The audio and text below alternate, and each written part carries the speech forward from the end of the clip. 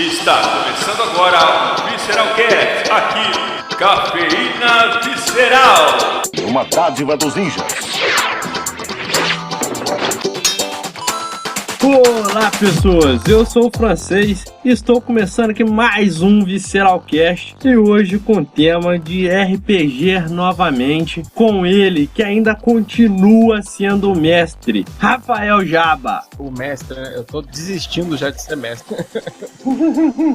E logo ali na minha frente aqui está ele, que sempre tem a arma lendária dos RPGs, a Zarabatana, o Zodrak. É a arma mais apelona, recomendo todo mundo usar. Hoje nós vamos falar sobre algumas histórias de RPG, assim, o que a gente não entende no RPG, ou umas coisas assim bem estranhas que acontecem, e bora pro cast.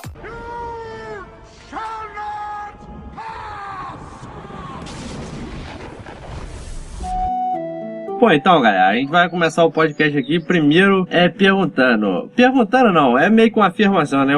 O RPG é um jogo bem estranho, né, cara? Cara, é claro que é um jogo estranho, né? Pensa só, você pega lá, reúne 5 malucos, 6, sei lá, 8, 15. Porra, mas é o live action. É live action de... Era melhor ter de jogar futebol, né? Dava 3 times. 10 minutos, 2 gols. Caraca. Cara, é estranho aos olhos de todo mundo, né? Porque senta uma pessoa pra contar uma história e o restante pra tentar acompanhar aquela ideia, né? Então, pra quem não consegue fazer o exercício imaginativo, é realmente uma coisa muito estranha. Então a gente ouve das pessoas, dos curiosos, assim, né? Uma coisa muito comum que acontece é as pessoas perguntarem assim, pô, mas como é que você cria isso tudo? Como é que você controla isso tudo, entendeu? E aí tá o PS também falando, porra, como é que eu faço isso? Ele também não sabe, entendeu? Na verdade, ele cria uma história base ali e a galera entra nessa história com as suas próprias loucuras. E dependendo da mesa que o mestre tem ali, que ele tá naquela narrativa dele, ele não vai ter controle nenhum sobre os jogadores, né? Mas essa que é a graça de jogar RPG, é os jogadores tentando azedar o rolê do mestre. Então, aí que entra o problema. Já achamos aqui o cara que eu não vou chamar pra minha mesa. Entendeu? Porque não, mas o pior é que eu não sou nem o cara é estragar a história. O pior é que eu não sou nem o cara que vai jogar pra azedar, mas acontece muito. Tem gente que vai jogar só pra fazer isso, velho. Então, aí que entra o ponto aqui, um dos pontos que a gente tem que conversar, que é a experiência, né, dos jogadores, a experiência do mestre. Eu costumo dizer que, tipo assim, quando o jogador é experiente, ele sabe o que ele tem ou não tem de perguntar, ou o que ele tem ou não tem de fazer. Claro, assim, todo mundo quer surpreender na hora de... né, o ideal é que você surpreenda seu mestre, e o seu mestre surpreenda você com histórias. Mas sempre rola aquela neurose, cara, e a primeira delas é o interrogatório do mercador na estrada.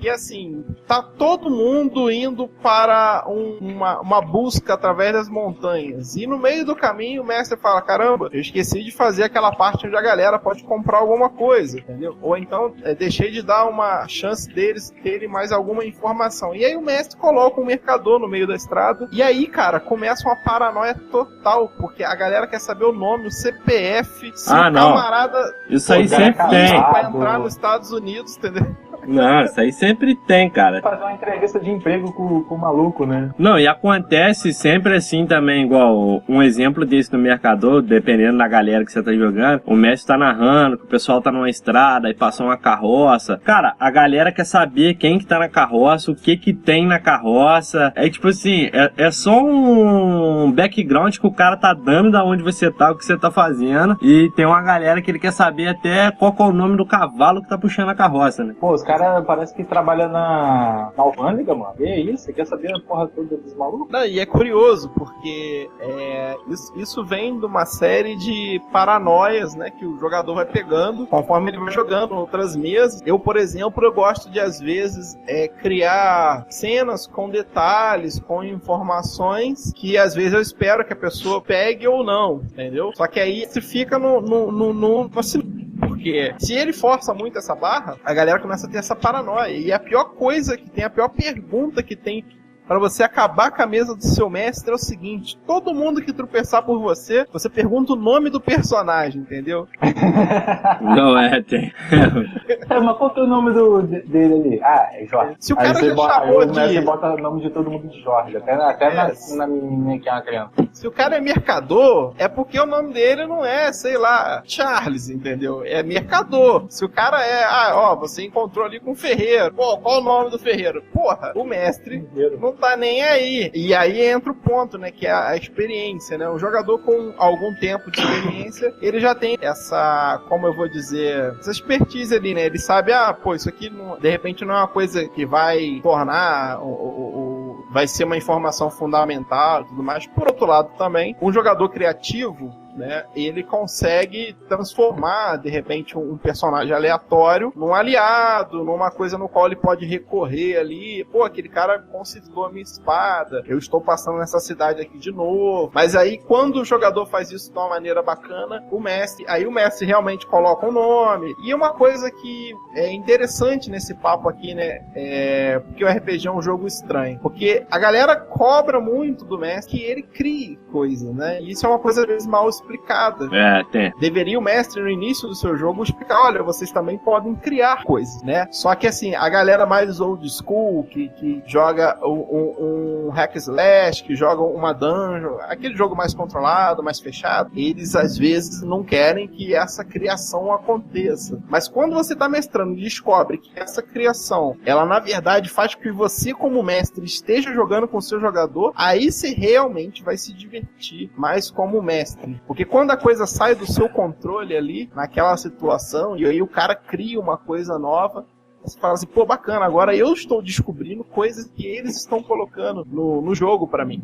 Não, e tem sempre uns caras assim que vai jogar, que tá como jogador lá, fora o mestre, que eles sempre querem saber se o mestre criou alguma arma poderosa. A galera vai sempre em cima do mestre pra saber: mas eu tô aqui. Cara, XP. Tem algum tesouro, tem algum XP. A galera esquece até um pouco da história, né? O que tá fazendo na história, o que rumo a história tá tomando. Os caras só querem roubar, garimpar e achar as coisas. Esse é o ponto também de experiência. É um ponto onde... É que, assim, o jogo vai ser interessante que você tenha o seu poder na sua ficha, na sua história, os seus recursos. Mas a graça do jogo não é o seu recurso, entendeu? Você pode dar imortalidade para um jogador e ser realmente muito chato o jogo. E você pode pegar um camarada, com todas as desvantagens possíveis na ficha dele, cara totalmente limitado, e às vezes ele vai jogar um jogo legal. Aí entra esse ponto, que é tipo assim, o cara quer o item, ele quer saber isso, quer saber aquilo, né? Aí mais uma vez, ele poderia criar: pô, mestre, devido a essa cidade aqui, eu acho que seria legal que tivesse só uma espada. Aí o mestre fala: caramba, eu não pensei nisso, entendeu? Ou então, na verdade, o tesouro que a gente tá indo resgatar não é um tesouro, é uma criança. E aí a coisa muda também, o foco. Mas assim, eu não vou entrar muito nesse mérito, porque é um papo para um outro cast mais sério. Esse aqui a gente tá aqui só para trazer problemas que acontecem na mesa, pra falar o seguinte: mestre, eu entendo os seus problemas, você pode chorar aqui no meu ombro. Dá uma de psicólogo pro Messi ali, pelo menos uns 5 minutinhos.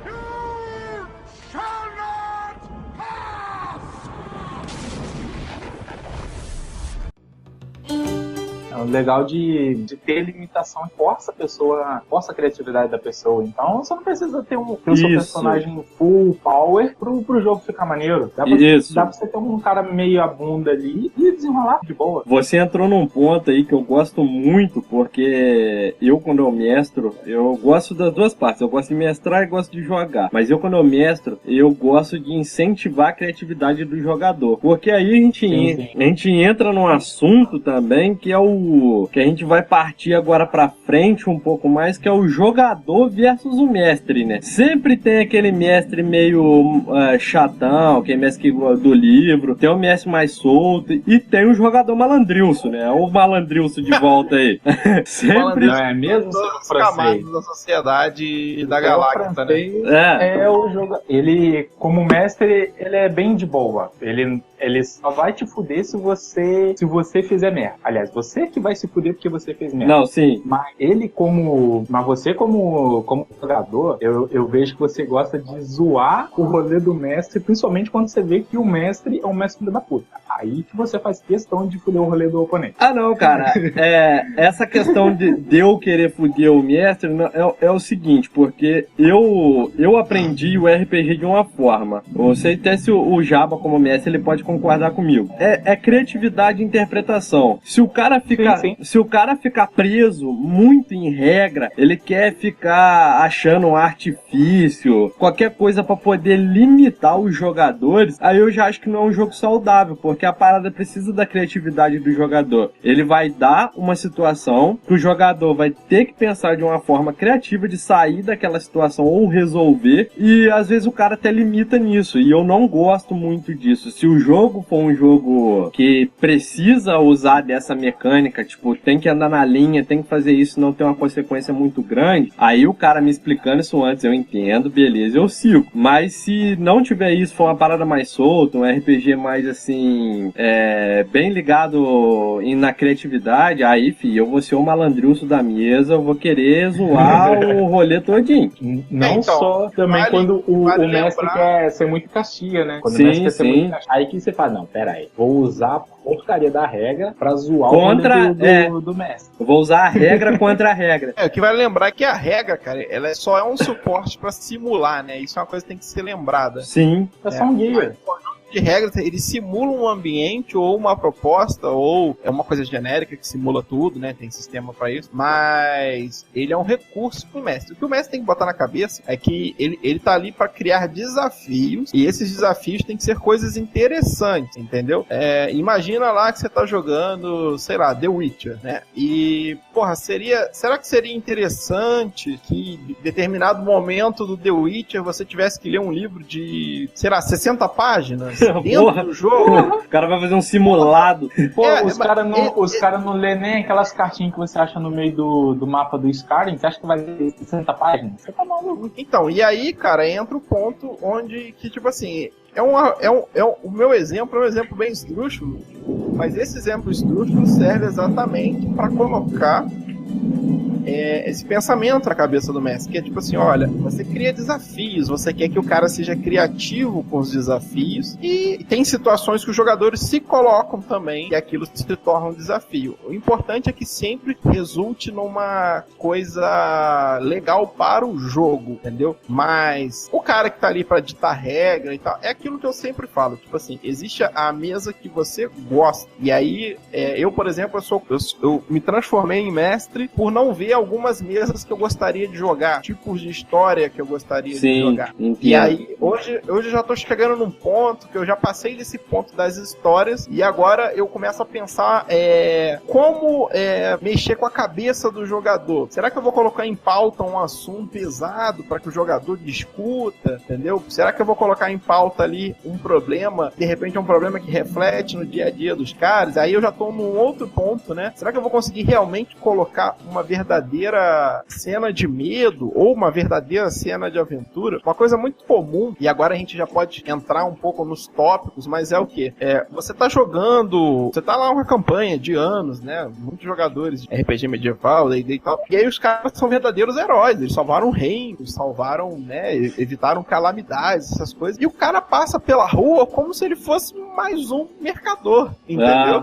Sim, e aí, cara. uma vez eu fiz o quê? Eu peguei, eu inverti essa história. A galera tinha saído de uma... Era até uma coisa legal, a gente tava jogando numa mesa que tinham vários mestres. Então a cada época, todo mundo tinha sua ficha e a cada época um mestrava, um período, entendeu? E aí quando chegou a minha vez de mestrar, eu peguei todo o grupo e coloquei eles na posição real de heróis, que é ser reconhecido, ganhar coisas de graça, as pessoas aclamarem. Só que aí isso gera um peso gigante nas costas dos caras, entendeu? Que é o que, pô, você né? Agora é o herói. As pessoas esperam que você tenha a melhor atitude, entendeu? Então eu criei uma história que quando os caras entraram na história e foram disseminando essa história, outra coisa, dentro da história eles não conseguiam dizer quem era bem e quem era mal, entendeu?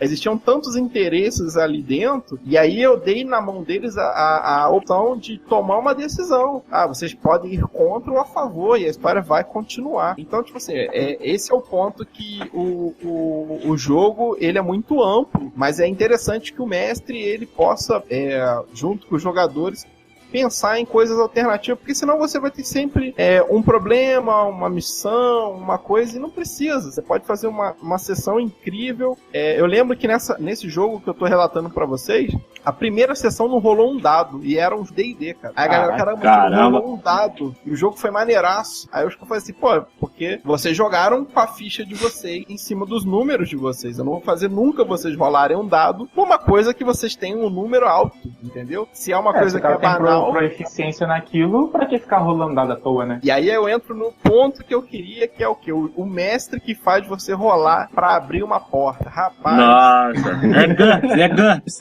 Você vai acender uma fogueira, você roda um dado.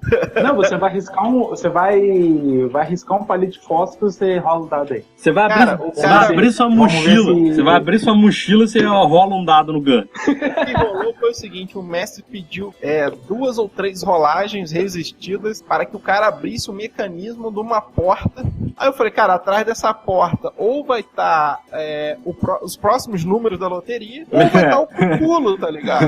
Um dos dois tem que estar atrás dessa porta e tinha absolutamente nada.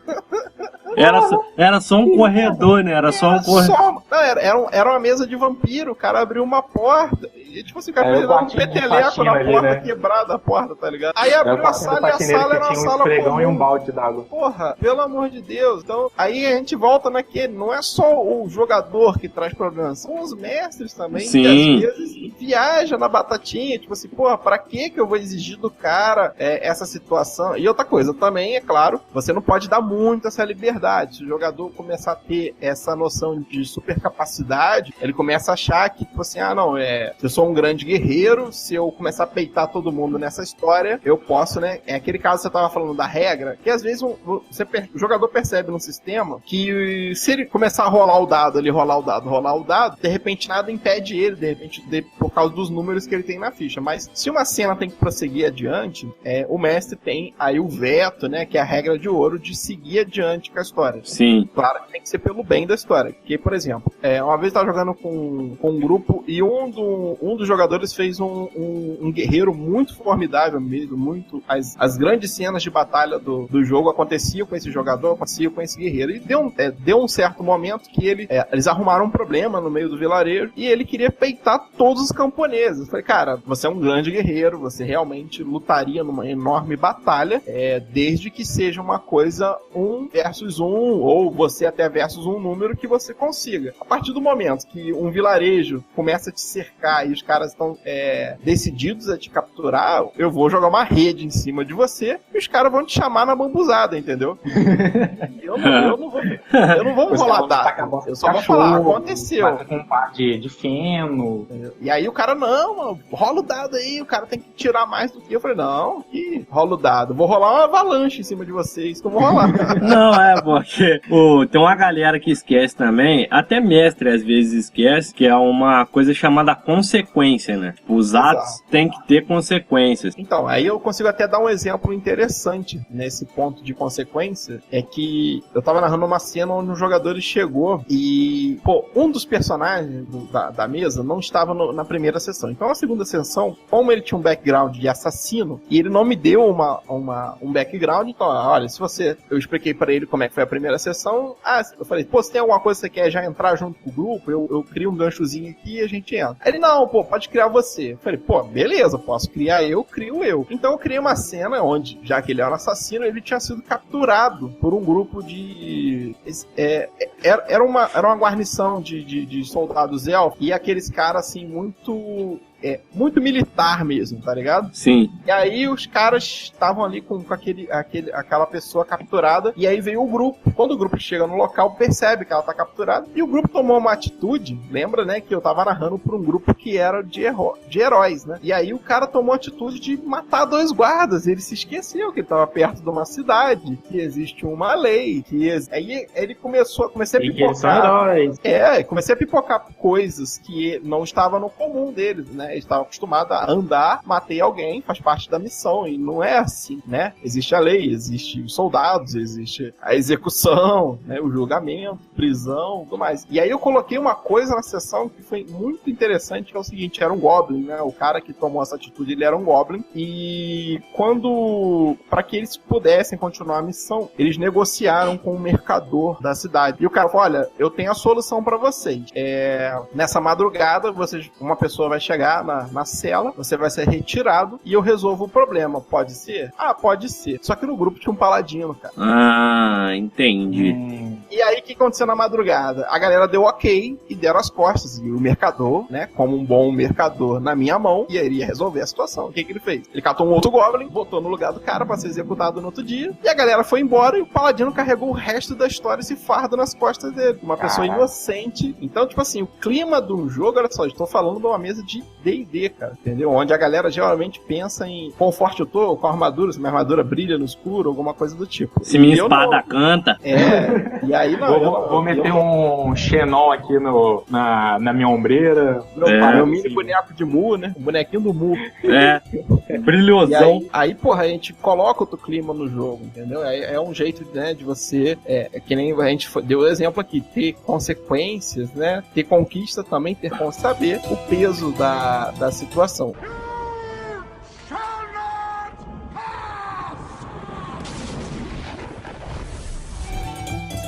E aí a gente entra num ponto que eu nunca entendi em nenhum jogo medieval, cara. Por que diabos um rei contrata um grupo de bêbados numa taverna pra resgatar a sua filha? Eu nunca entendi isso. Não, nem eu. Tem tantos heróis lá no reino, né? Tem que ter, né? Não é possível que não tem. Pô, um reino... Porra, afinal é um reino, cara. Tem gente pra proteger. O cara vai lá na taverna, pega 5 pinguços e, pô, resgata minha filha lá que eu te dou esse saco de ouro aqui. E quem são vocês? Quem são vocês? Tem aquele cara ali que eu prendi semana passada, né? Que é o ladrão. Tem um outro ali que é um anão bêbado, né? Sem emprego. Ele pode até falar que ele é guerreiro, mas ele é um bêbado sem emprego, né? Aí tem o boêmio, que é um bardo, tá ali tocando, né? Ah, não. E o outro cara mais sério é um mago. E eu não sei nem por que ele tá na taverna, entendeu? Só tá bebendo. Gente, pensa o seguinte, se você tivesse uma empresa e tivesse que completar uma produção no final do mês, você ia passar no primeiro boteco pé de chinelo pra contratar 7 candangos ali caídos jogando sinuca pra terminar sua produção? Não é, né? É a mesma situação aí, cara. Não é assim, nada a ver isso, cara. Onde eu falo, é só olhar o Facebook do cara, que você já não contrata, ver as fotos dele do carnaval, você fala, não, tá louco? Nunca. Viu os memes. Carnaval é uma exceção, não vamos entrar no mérito do carnaval, porque até mesmo quem é mais certinho durante o ano inteiro, no carnaval despiroca fora. O cara vê o Facebook do cara, vê os memes que ele posta e não contrata ele. Porra, não, se o cara jogar Magic, então já era, já é descartado, não. Não tem dinheiro que pague esse cara, não tem como. É impossível, é impossível. Qual a sua meta salarial? Eu quero um deck e tal. Eu quero... Sem ganhar 10 mil por mês. Eu quero o top 1 do Vintage, tipo assim, $28 mil. Você tá de sacanagem, né, filho? Eu não sei nem por que ele tá jogando Vintage, mas tudo bem. Não sei, algumas pessoas sonham grande, né? Não, 3 pessoas no mundo que jogam Vintage. Ele joga de frente pra um espelho. Bota o espelho e joga ali. Mas enfim, aí a gente entra no outro ponto dessa viagem também de histórias, que é o bárbaro que conversa, né, cara? O conceito de bárbaro é que você é um cara estrangeiro ou um cara monstruoso, um cara... Você é uma montanha de músculos. Bruto, rústico e sistemático. Mas eu sempre gosto do conceito do estrangeiro, um cara que é fora daquela cultura, ele é bárbaro pra aquela cultura, entendeu? Ele só tem a cultura diferente, aí o pessoal estranha, né? Por isso é que chama ele assim, né? Mas aí tem um ponto que, ele não é simplesmente uma parede que no raciocínio quer esmagar tudo. Não, só que aí que entra o ponto do bárbaro, porque, tipo assim, ele tem que ser fora daquela cultura e ainda assim ele ser, né, da cultura dele, ele ser um guerreiro, ele também tem que contar, e ele não se importar muito, né? que, por exemplo, o próprio mago do seu time, né, do seu grupo, pode ser realmente um cara fora da cultura. Só que ele sabe, não, opa, peraí, alguém aqui eu tenho que respeitar, eles fazem reverência a algum deus aqui e tal, né? Ele é um cara que se enquadra. Sim. O bárbaro não. Ele chega, ele pisa no prato de macumba, entendeu? Aí ele já chega todo atrapalhado. Ele mija no altar do deus da cidade. Entendeu? Ele é todo atrapalhado. Então, esse é o ponto. E assim também tem uma história... Se eu seria um bárbaro? Como é que é? Todo atrapalhado? Então, se eu lutasse, eu seria um bárbaro, porque eu também sou todo atrapalhado assim, sem noção de porra nenhuma. Não, mas aí a sua cultura deveria te considerar um guerreiro, e a gente não te considera um guerreiro, né? Não, por isso que eu tô falando se eu lutasse. Só se eu lutasse. É só um supositório. Bem, agora Você luta contra os caminhões na madrugada. São os Transformers. Mas ali eu tô lutando contra o sono, cara, então devia contar, ué. Caralho. Cara, tem uma história muito legal de lance da viagem da classe, né, que o jogador às vezes não percebe, que é o seguinte, numa história nossa, eu tava jogando, e aí um cara virou pro outro, era uma situação que a galera tinha que entrar um portão e o portão fechava e tal, essas neuroses. E aí um cara ficou pra trás. Quando ele foi entrar, o cara falou assim, o soldado, mas por que eu deixaria você entrar? Ele falou, porque eu sou um ladrão esperto. Caraca, cara. Caraca. Um soldado, tá ligado? Você é esperto, então me acompanhe, por favor, pra te mostrar como esperto por aqui, você é. Aí estende o tapete vermelho, toda pompas e honrarias. Uma parada que eu não entendo também, assim, em história de RPG, acontece muito. Sempre tem um elfo e um anão. Eles nunca tretam. Vocês já perceberam? A maioria das histórias, os caras são de boa, os caras são amigos, os caras bebem... Os caras bebem junto na taverna. Os caras são mó brother, velho. Não tem nenhuma alfinetadazinha entre um e outro. Cara, eles podiam se entender, mas pelo menos um cutucar o outro ali uma ofensazinha aqui e ali. Pelo menos isso, cara. Eu joguei de elfo uma vez só na minha vida. Eu prefiro 1000 vezes jogar de anão, porque eu curto muito a raça dos anões e eu consigo interpretar muito bem a raça dos anões. É muito fácil interpretar. É aquele cara rabugento, aquele cara não tá nem aí pra nada. Ele, normalmente, ele quer se vangloriar à frente das outras pessoas, porque ele é um anão, né? Os anões, eles gostam de mostrar as coisas que eles fazem, o trabalho que eles têm. E, pô, na maioria das mesas que eu joguei que tinha anão e elfo, tipo, os caras eram brother, velho. Os caras não tretavam, os caras, pô, é muito estranho, cara. Eu não entendo isso. Não, mas daquela vez que você narrou pra gente, e tipo, eu acho que todo mundo na mesa ali era uma raça não humana. Mas, tipo assim, tava lá um com elfo, outro com anão e eu com goblin. Lá o anão ficava pilhando o elfo lá, cara. Não, sim, mas ali a gente já se conhecia, todo mundo já sabia jogar maneiro, todo mundo entende do background todinho das histórias, então é mais fácil, cara. Eu acho que essa situação de gostar ou de pilhar ou não é meio que tem que entender o lugar onde você tá, mas eu entendi, acho que o tópico que você quer abordar mesmo é meio que a interpretação entre os jogadores, né? Sim. Uma vez um jogador fez uma ali no jogo em si, na jogabilidade, combate, mas no social do jogo isso faz uma diferença, dá uma graça a mais, tá ligado? E você muda completamente, cara. Se o anão e o elfo se entendem, você muda completamente o grupo, cara. O que às vezes ali até o mestre que é o cara que podia, você é um anão, você é um elfo, vocês sabem que vocês não gostam um do outro, por causa da raça, tem isso, tem aquilo. Às vezes nem o mestre fala e deixa rolar por causa da história também, se tiver tendo outra treta no meio. Você é do PT! Você não deve... Cara, do nada. Uma coisa do tipo, Coxinha! Eu acho legal essa, vamos dizer assim, essa prova de confiança ou essas tretinhas, né, dar uma pimentada no jogo, mas aí é até bom alertar o mestre também que, tipo assim, existe um lado psicológico no RPG, né, onde a gente descobre, por exemplo, que o cara queria ser um anão. E aí mas zoeira à parte, é que existe um lado psicológico que às vezes existe a pessoa que tá interpretando. E às vezes o cara que tá interpretando, meio que existe uma uma presença maior, né? Vamos dizer assim. É um cara com uma presença maior que às vezes ele apaga o outro jogador. Sim, entendeu? Então o Messi tem que tomar esse cuidado nessa coisa desse interpersonagem ali, dele não deixar que um jogador apague o outro por causa... Na verdade, ele tem que fazer com que todos joguem, né? Ele tem que fazer com que todos os tem jogadores... Interação, tem que ser interessante pra todo mundo. No Dungeon World tem uma regra que eu acho sensacional, que ela devia vir ao lado da regra de ouro, que é seja fã dos personagens, né? Antes de mais nada, o Messi tem que olhar para aquele background, que às vezes um jogador iniciante, ou um jogador que às vezes não gostou nem da ideia, mas tá ali por causa da galera, ele vai contar uma história de merda, vai ter uma história ruim, ou então não tem ideia pra fazer uma história na hora e pensou muito, né? E aí você pega e faz o quê? Você se torna fã, né, do personagem. E o que isso significa? Que é você colocar o cara no momento dele pra ele estrelar, pra ele, um guerreiro tem que lutar, né? Tem que provar o valor dele de guerreiro, assim como o mago tem que mostrar a inteligência dele e etc.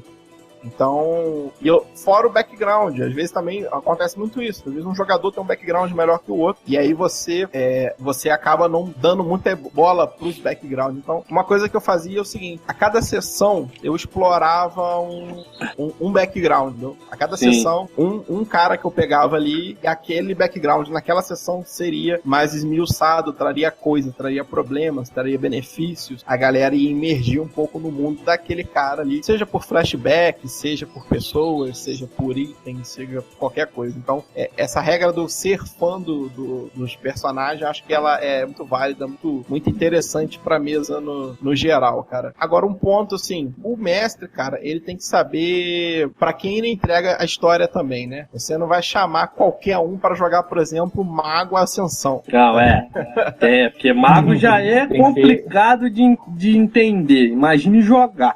E aí tu monta um grupo ali, os caras estão penando pra fazer, às vezes, uma ficha de vampiro, que é preencher bolinha, tá ligado? E aí tu vem com o mago, e aí fala assim, pô, irmão, olha só, tá vendo essa explicação metafísica aqui? Interpreta ela e usa na sua ficha. O cara fica te olhando assim, com o dedo no nariz, salivando, entendendo porcaria nenhuma. Ele vai arrumar um emprego lá no caixa do supermercado, fala assim, não quero ser mago. Eu quero viver igual esse cara aqui, tranquilo, na paz, entendeu? E aí entra o ponto que é interessante, cara, que é o seguinte: outra coisa que às vezes a gente não entende no jogo é como a história, né, como um sistema proporciona uma história, proporciona um ambiente, e a gente entra no ponto igual, por exemplo, vocês já se questionaram na mesa de vampiro por que raios alguém tornou um segurança imortal?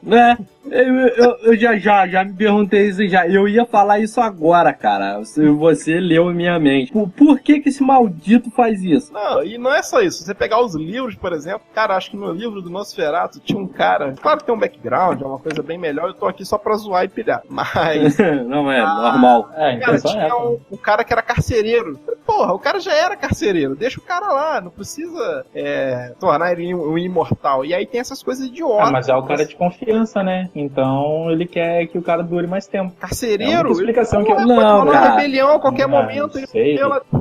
Não sei, a única explicação plausível que eu encontro por tornar um segurança, um carcereiro imortal. Eu confio nesse cara, eu quero ter esse cara perto de mim mais tempo. Que isso, então... já vai contra a premissa do jogo, que é a sede eterna, e a besta interior, aquele cara que é o sangue do mais velho, na próxima noite, se possível, entendeu? Aí é um ponto que, assim, nas minhas mesas, o segurança, ele é um carniçal, ele é um humano, entendeu? Ou ele é todo, no final da noite, ele é lobotomizado. Tipo assim, se o cara fosse o seu... Até melhor se não fosse humano, né? Se o cara fosse o seu mordomo imortal, até entenderia, porque o cara sabe como que você gosta do seu café da manhã, sabe como que você gosta da sua roupa lavada, da sua roupa passada, sabe como... sangue da manhã, né, que você quer dizer. Isso aí, entendeu? eu até entenderia que, você poderia levar ele pra eternidade com você, a não ser que ele queira ser um mordomo pra sempre, né? Aí se ele não quiser, ele escolhe outra profissão. Aí vai ser uma merda. Não, e assim, aí leva esse pensamento que é a premissa também da eternidade. É claro que no momento atual de vampiros, esses jogos, World of Darkness, existe uma explicação para esse tipo, né? Uma pessoa muito comum, inclusive Inclusive tem os sangue fracos, né? Que são pessoas que são abraçadas ali sem um grande propósito, né? Sim. Foram feitas nas gerações. Mas tu vê personagem, cara, jogador fazendo personagem de 70, 100 anos, e aí o cara, sei lá, era piloto, o cara era qualquer coisa, entendeu? Não tem um porquê. Cara, por que deram a eternidade? Você tá falando isso aí, eu lembrei de uma história de vampiro que eu joguei, que o maluco, ele era um empresário, advogado, uma parada assim. Aí ele tava com fome, já, tava com a sede, né? Já fazia um tempinho já que ele não comia. Aí o mestrando, conversando com ele tudo, explicando a situação. E ele tava com a sede, o que ele fez? O filho da mãe me foi no açougue e comprou 3 quilos de carne, como se isso fosse resolver alguma coisa, comeu a carne, aquela carne crua com sangue pingando dela, que não é sangue, que é o suco proteico da carne, e ele começou a engasgar, entalar e tudo, porque ele não pode comer, o vampiro não pode comer. O que o filho da mãe me resolve fazer? Eu vou beber 2 litros d'água e vou resolver tudo. Meu Deus. O mestre. O mestre simplesmente fez ele explodir. Porque não queria mais jogar com ele. O mestre fez ele explodir. Aí, pô, você para e pensa assim: é um jogador que ele não sabia o que ele tava jogando, ele não sabia o que ele tava fazendo. E um mestre que, tipo assim, ficou puto que o cara tava tomando uma atitude que não era pra ele tomar. E o cara, em vez de tentar contornar, levar o cara pra outro caminho, o cara resolveu matar ele de uma forma mais escrota possível do que explicar pro cara, entendeu? Só explicar, você não pode fazer isso porque... E explicar. Cara, o que rola é o seguinte, tu tem jogador que você vai dar liberdade, né? Pô, e aí, onde que você tá? O que você tá fazendo? E aí o cara... Eu, por exemplo, se eu começo uma sessão... Se o mestre me dá, na primeira sessão de vampiro, a liberdade de falar o que você está fazendo, eu torno aquilo um salseiro. Eu boto fogo na mesa. Porque eu já falo que tá todo mundo comigo. Dá dinheiro, mas não dá liberdade. Tá todo mundo comigo, mas aí eu crio uma situação que seja interessante, que seja um porquê, que seja um problema. Agora, eu já virei pro jogador e faço, pô, beleza, você despertou, e o que você tá fazendo? E o cara foi fazer flexão. Eu falei, o quê? Pra quê? Pra quê, cara? Pra que você tá fazendo isso, entendeu?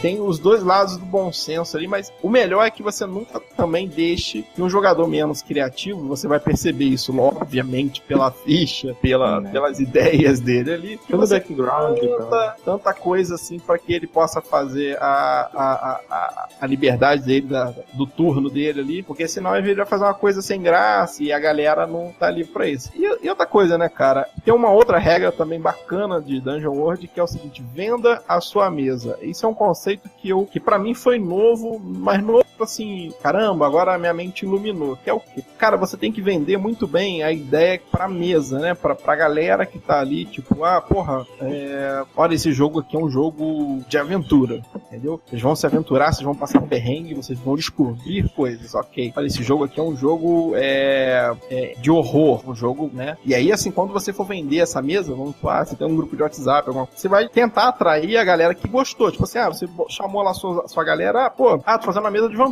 Uns vão falar, caramba, eu quero, que não sei o que, esse cara já quer entrar na mesa, o cara tem ideia e tudo mais. Outro cara que tá ali começa a te questionar, mas vai ser aonde, que não sei o que. Aí você vai discernir, ele quer informações ou ele só quer esmiuçar pra ver se vale a pena ou não. E aí você tem que fazer essa troca de vendendo o jogo e ao mesmo tempo também na hora de você vender a proposta pra galera, pra que a galera jogue o que tá sendo proposto. Se um jogo de guerra é guerra, se um jogo de conflito é conflito, e não você ficar nessa de você não tá no meu joguinho que eu bolei aqui, vou explodir sua cabeça porque eu sou o mestre. Isso também é meio idiota. E tem outro lance também que pega outros tipos de arquétipos de RPG, né? Tipo o futurista, que ele te dá uma gama de possibilidades pra você poder fazer várias coisas, até mesmo coisas sobre-humanas, que às vezes lhe é dada assim por tipos de armamento, poderes mutantes, essas coisas assim, né? É uma pegada totalmente diferente. Eu gosto maneiro, igual o Steampunk, eu também acho legal, mas aí depende muito, porque tem muito mestre que não gosta de narrar esses estilos. Cara, Cara, então, RPG futurista, eu, sinceramente, às vezes eu não entendo o conflito de tecnologia que acontece em muitas mesas, por exemplo. Eu não sei se vocês se lembram do Dragon Ball GT. Sim, eu lembro do Dragon Ball GT. Tá bem. Que a galera atravessou a cidade correndo. Sim. Que no último Dragon Ball os caras estão teleportando. Aham. Sim. E, e sem contar que os caras podem voar, né? Eles esquecem disso também. Sim. Esse é o principal ponto. Eu não sou um cara bom pra falar de jogos futuristas, mas às vezes, quando eu vou jogar uma coisa futurista, eu tenho essa neurose. Eu falo assim, caramba, faltaram me explicar alguma coisa aqui desse futurista, o que é tão futurista, o que não é, o que eu posso ou não posso fazer. Igual, eu curto muito qualquer tipo de RPG, até os futuristas, assim, eu gosto muito do Cyberpunk, Steampunk, que, tipo... Esses são maneiros mesmo. Eu curto pra caramba. Mas, tipo, eu não entendo no futurista algumas coisas do tipo, o cara pode ter um braço biônico que pode fazer não sei o quê, o cara pode ter um olho biônico que não sei o que, o cara pode ter a coluna vertebral biônica pra fazer não sei o que lá, vai e me escolhe, tipo assim, poder conectar com o Bluetooth de Wi-Fi de não sei o que, pra poder hackear não sei quem, sendo que um computador já faz isso, cara. Um relógio já faz isso. Um celular já faz isso, cara. Cara, eu acho que se é tão futurista assim, acho que até o ovo na geladeira dele também. O pão, né? O pão Bluetooth. O pão com Bluetooth. Pô, eu não entendo. Tem umas outras paradas também no futurista que os caras vão narrar, tipo assim, tem carros voadores, tem a cidade acima da cidade, que não sei o que. Aí o jogador vai, não, eu vou pegar um carro voador, vou subir. Não, você não pode. Não, mas por que eu não posso? Não, porque lá em cima fica a casta mais alta, os ricos, que não sei o que. Eu falei, é uma rua. Você pode pegar um carro voador, pode voar até lá e beleza, vai vir a consequência. Só que tem uns mestres que eles se prendem a uns detalhes que o cara quer jogar pra frente da história conduzindo de uma forma que, tipo, quase sempre é a mesma coisa. Tipo assim, é a mesma formulinha pros caras carregar a história futurista. Cara, uma parada que rola, iluminou minha mente, foi com o cara que escreveu o Clube da Luta, esqueci o nome do cara, é Chuck alguma merda. Chuck alguma merda. Esse é o nome dele. Chuck alguma merda. Pô, nome maneirão. Quando você tá ali nos créditos, autor, Chuck alguma merda. Fala Yugi, alguma coisa assim, é difícil. Eu prefiro alguma merda, não é mais fácil de você falar. Enfim, o conceito desse cara pra escrever as histórias dele, o cara fez o Clube da Luta, é o seguinte, ele fala assim, mostre, né, mas não fale, que é igual você falou, assim, obviamente, em algum momento o mestre não revelou alguma parte da ambientação ali pra que você pudesse descobrir, é a graça do jogo, né, principalmente em jogos futuristas. E aí, fala assim, eu vou pegar aqui roubar um carro, ou pegar o meu carro voador, minha moto, sei lá o que for, meu drone, né? E aí eu vou pra parte maior. E aí ele poderia te mostrar, né, cara? Você é cercado, logo você é interrogado, o seu card não passa, alguém te oferece um jeito mais fácil, mas você deveria fazer um favor. É o lance do mostrar, né? Você ambientar o cara e não simplesmente falar, não pode. Simplesmente barrar, né? Por que não? Porque se o cara já tá na mesa ali, já tomando uma decisão, ele já tá no jogo, né? Ele já tá no jogo, ele tá jogando. E ele como personagem, ele já saberia disso. No máximo, o mestre poderia falar, olha, o mundo é assim, esse mundo ele funciona dessa maneira. Se você quer ir adiante, você pode ir. Uma parada que me irritou muito, cara, num jogo de futurista, é que o mestre descobriu que ele podia fazer clone. Olha que merda. E aí tinha um cara que a gente tava caçando e sempre era o clone, velho. A gente matou uns 4 e todo mundo era clone, tá ligado? Caralho. E aí eu falei assim, quando chegou no quarto, eu falei assim, parei, velho. Ele, por quê? Eu falei, não sei que parte da história existia uma dica pra gente descobrir quem não era o clone. A partir do segundo a gente já tentou descobrir essa informação. Não foi feito teste, foi feito só, né, interpretação nessas partes. Não sei se a gente passou por alguém, enfim. Eu, como jogador, tinha cansado daquela ideia de estar sempre achando um clone matando e não sei o que. E aí o cara percebeu que tinha feito um excesso, né? Ele podia, em algum momento ali, um daqueles caras realmente ser o verdadeiro. Mas não foi uma coisa meio que tipo assim, porra, essa mesa é uma merda. Não foi isso que aconteceu, mas foi um lance meio que foi, pô, cara, olha, a gente já tá há tantas sessões jogando isso aqui e nenhuma das coisas que aconteceu eu consegui chegar nessa informação que vai me fazer matar um cara que não seja o clone, tá ligado? E a gente percebe, né? Quando o cara tá na malandragem do mestre, pá, vou usar isso daqui pra poder arrastar, né? Arrastar, né? E aí, só que tem um arrastar que é legal e tem um arrastar que é chato, né? Pra mim, tinha chegado no ponto chato. Aí é foda. Pra barrar esse tipo de história assim, foi só uma história que eu joguei foi medieval até, que um ladrão foi preso. Aí ele tava sendo preso na hora lá pelos guardas e tudo. Aí ele perguntou pro mestre, foi rolar o dado pra perguntar quantos lockpick ele conseguia esconder no cu.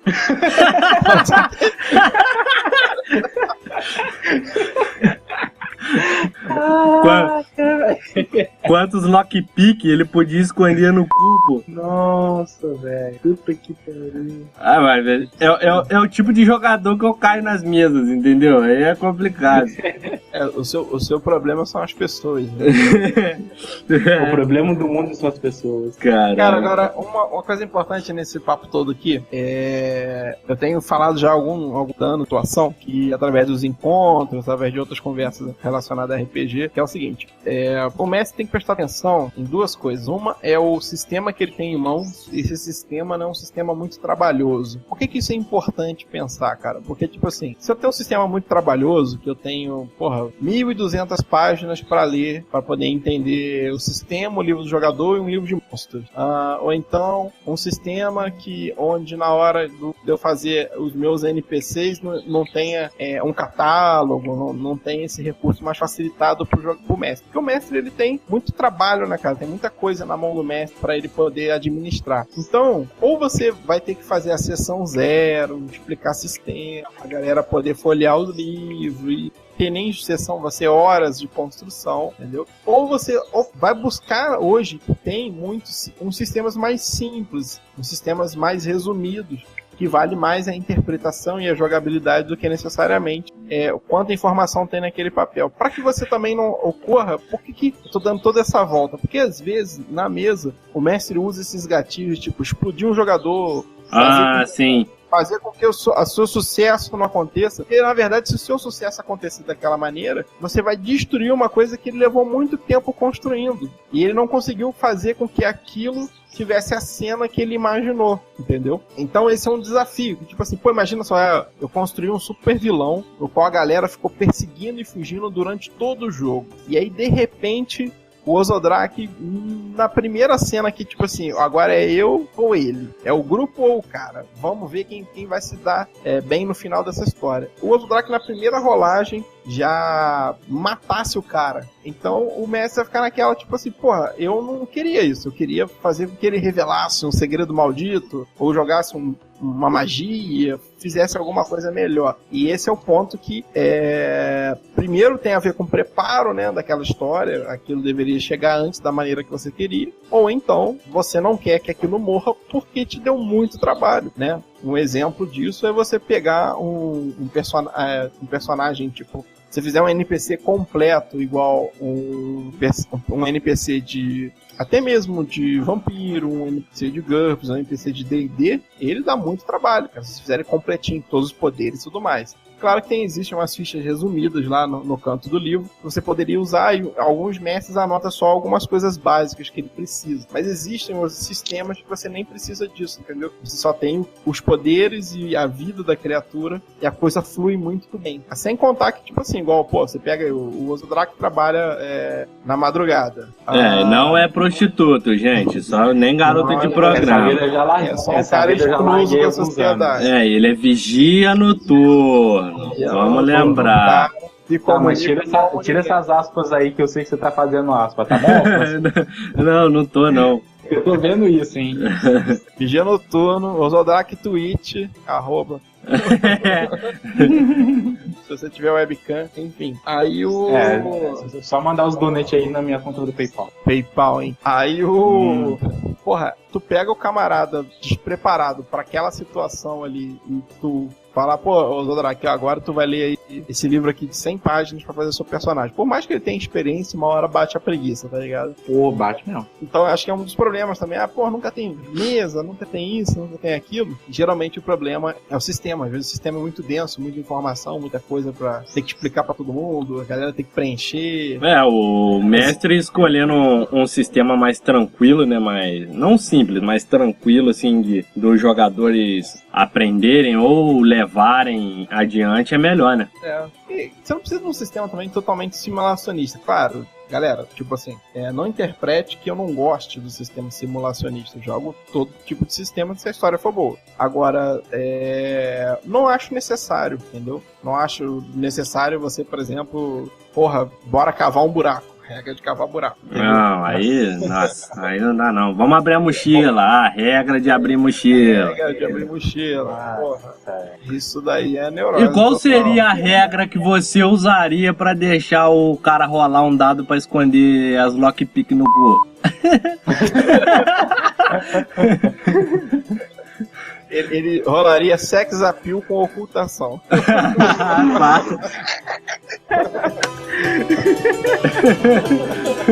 Caraca, cara.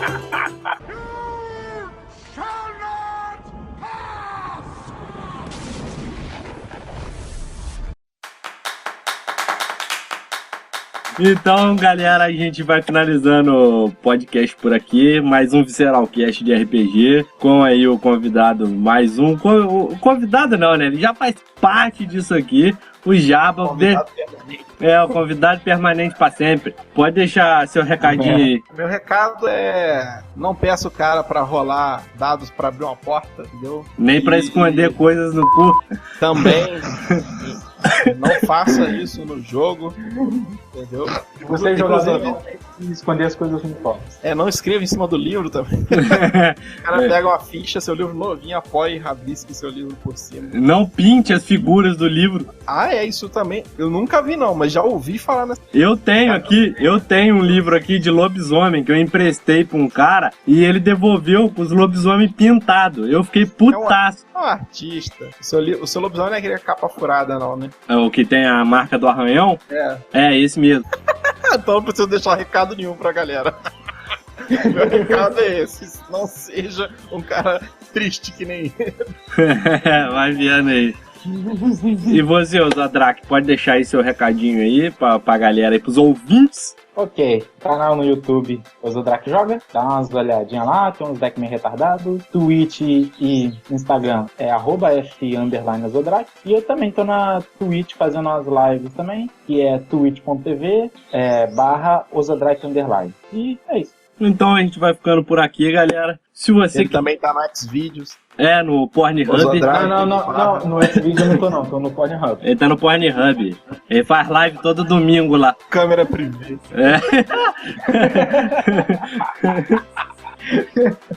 É só procurar aí no Pornhub aí, NSFW.